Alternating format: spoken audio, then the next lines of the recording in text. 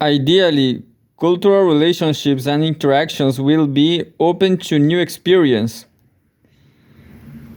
It will be possible to confront and modify more basic cultural emotions, fears, and anxieties, and to recognize the other as a culture apart, not a projection or extension of one's own culture. On this basis, reciprocity becomes feasible, and it will be possible to display empathy, concern, and responsibility in the cultural relationship. Jonah Goldstein and Jeremy Reiner evoke such an ideal when they argue for the possibility that collective identity in late modern society might often be strengthened through a process of continuous interaction with other collectivities. A process that requires each community to see itself from the perspective of others and incorporate those perspectives through the prism of its own consciousness in a continuous reflexive process. Collective identity will be recognized as selectively chosen with certain parameters rather than merely given. In such a case, there will be cultural dynamism. The relationship will be appreciated because of the valuable different possibilities it offers, because of the potential for creative transformation that it contains. That is the ideal. In reality, things can be unlikely to be rather different. The relationship characterized more by cultural closure. Cultural relationships may easily become dominated by fears and anxieties, or by fantasies involving the projection of collective emotions on the others. They may become restricted by cultural arrogance, denying the possibilities inherent in the others, and producing feelings of difference or resentment towards them. Cultural relationships develop through history, through the accumulation of stories that we tell ourselves about the others, often reflecting fear or ignorance. These stories evolve into mythologies that obscure and deny the reality of the others. All of these factors may work to inhibit cultural interaction, experience, and transformation. The source of cultural dynamism is then cut off. The potential space that exists between cultures is closed down. To turn again now to the real and particular, let us consider the predicament of European culture in such terms as this. We have described Europe's relationship to Turkey precisely in terms of closure, and of course this is only one example among very many of such relational impoverishment. Turkey is not alien to Europe as is the popular belief, but is her alter ego, her complementary identity, says Turgut Özal in his petition to the European community. But still, Europe cannot see anything but an alien presence. It can only see the Turks in terms of a negative identity. Such an image has less to do with reality than with the pathology of those who embrace it. Özal argues, the problem lies in the fact that in order to be strong enough, the so-called self-identity of Europe needs to be exclusive and different. Toward the realities of Turkish culture, there is arrogant disinterest or disdain, indifference to those in Turkey who still see Europe as a source of values and ideals. Callous resentment towards the Turkish workers who have made Europe their home. These European attitudes are pernicious and destructive. in refusing to recognize the difficult realities of Turkish society, in misrecognizing them in terms of regression and threat. They work to undermine creative change. They in fact give force to those very elements that will identify Europeans' projections, defining what they stand for in opposition to the Christian West. For those concerned with constructive relations, the roughness of the European cultural outlook is a fundamental obstacle. In a different and perhaps more tragic way, it is increasingly an obstacle for Europeans too. In its cultural development, Europe came to see itself as a self-identical and self-sufficient. George Corm writes of the narcissistic history of its modernity. Its identity has been instituted in continuity with the supposedly endogenous tradition and heritage of Judeo-Christian and Greco-Roman cultures. Other influences, particularly Western Islam, have been dispelled from the collective memory. The positivity of European culture was defined against the negative image of non-Europe. In the period of its expansion, this self-confident culture appeared dynamic, projected across the globe as the universal culture. But such times are no more. Europe is now drawing back, trying to build a new identity, restricted and particular, based on specific features that distinguish it from everything which it has projected outside itself or conquered and denied. In constructing new frontiers and boundaries, it is seeking to exclude those who cannot be assimilated because of their different, alien origins and traditions. Now it aims to project its patrimony against whatever forces seems to threaten its dissolution or dilution. The historical dynamism has turned into a negative passion, a rejection, repulsion, as Jean Baudrillard puts it. Identity today finds itself in rejection. It hardly has a positive basis any longer. The only positivity is to be found in perpetuation of the received culture, in conservation, the impossible project. There seems to be no other resolution to the crisis of European culture. There is only repetition. It is, says Baudrillard, a denial of the course of history, a kind of block of regression. There is no more history to be made, no more change. The closure of European culture may be seen in terms of the loss of historical purpose, the end of history fantasy.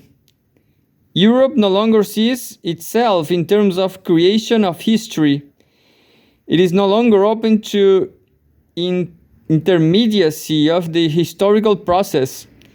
There is no longer the sense of modernity as dynamic transformation. Modernity has become Europe's tradition now, to be remembered and revered, not for revision or reinvention. There can be no way forward where there is no sense of the incompletion of history.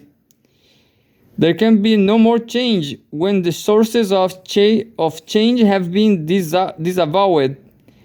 The Western question, which Toynbee saw as so critical, remains as a fundamental problem for the whole geopolitical region of which Western Europe is a part.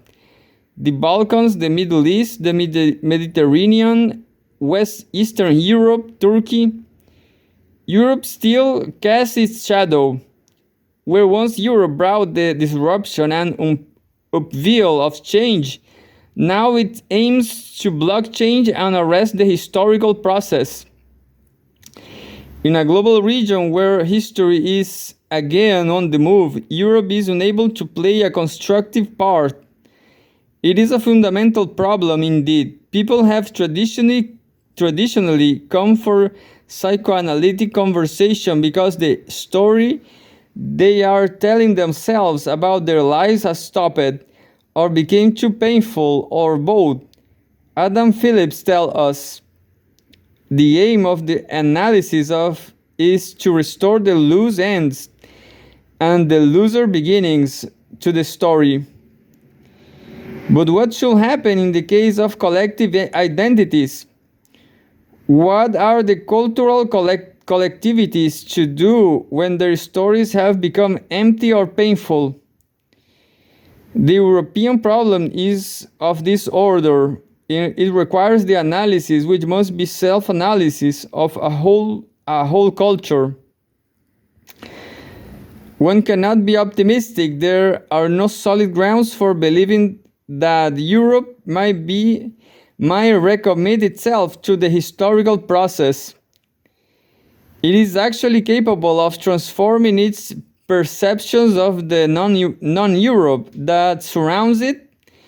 In order to do so, it will need to rid itself to its midst of the others, and to allow that they are real, diverse, and complex peoples. It will have to dissipate these myths in order to understand the part it has played in the disruption and destruction of their cultures and in the turmoil and violence that have afflicted the region. That will mean accepting its responsibilities in the events of past history. On this basis, it will perhaps be possible to engage in the crossing and exchanging of memories that is necessary to achieve mutual forgiveness. As Ricord says, we cannot forgive if we have forgotten. Through reconciliation, Europe might be able to turn to the future more hopefully. Overcoming its past, it might take up the loose ends of its story more creatively. Might it not then acknowledge that change and the possibilities inherent in change cannot be created out of itself alone? Cultural experience is always experience of the others. The real others, are the indispensable transformational objects in historical change. History is created out of cultures in relation and interaction, interrupting identities. Non-Europe could now play a critical role in historicizing European culture. It affords the possibility to expose the whole range of European experience in depth to other norms, other values, and perhaps other categories. And in certain cases, also affords the possibility of seeing what may be achieved on basis on those other norms and values. This is what I have tried to bring out in the case of Turkey. Europe must become open to cultural interruption. Without this, there is only the past. Through it, the opportunity to redeeming the hopes of the past.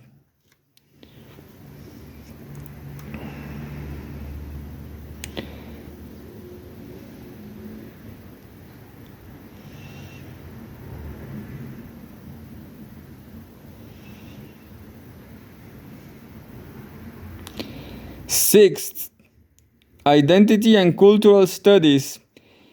Is that all there is? Is that all there is? Lawrence Grossberg. There are many surprising aspects of the current success of cultural studies.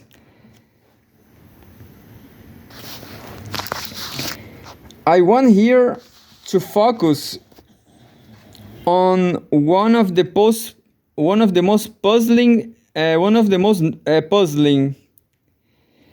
namely that even as the space of cultural studies seems to encompass an expanding range of theoretical positions, disciplinary matrices, and geographical traditions,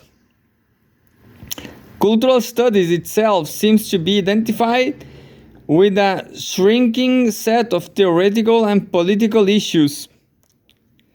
There is a noticeable tendency to equate cultural studies with the theory and politics of identity and difference, especially as a result of the influence of so-called post-colonial theory and critical race theory.